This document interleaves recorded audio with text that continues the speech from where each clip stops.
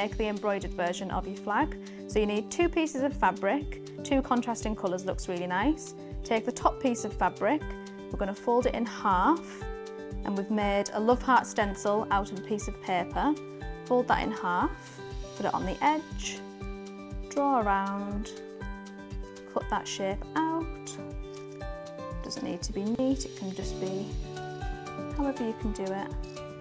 Then you can keep this piece to stick on another flag, but we don't need it for this one. Open it out, and then there's your contrasting fabric showing through underneath. So you'll need to thread a needle with a contrasting coloured thread if you can, and then take some pins and just pin all the corners of your fabric, just so it stays in place. Then we're going to take our needle and thread.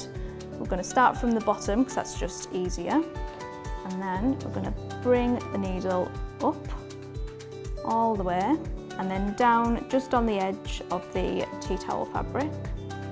So it creates a really simple stitch, and then we go back again a little bit further along, all the way up, down on the corner, and then keep going all the way around, and it's just created a really nice pattern for a little bit more complicated flag.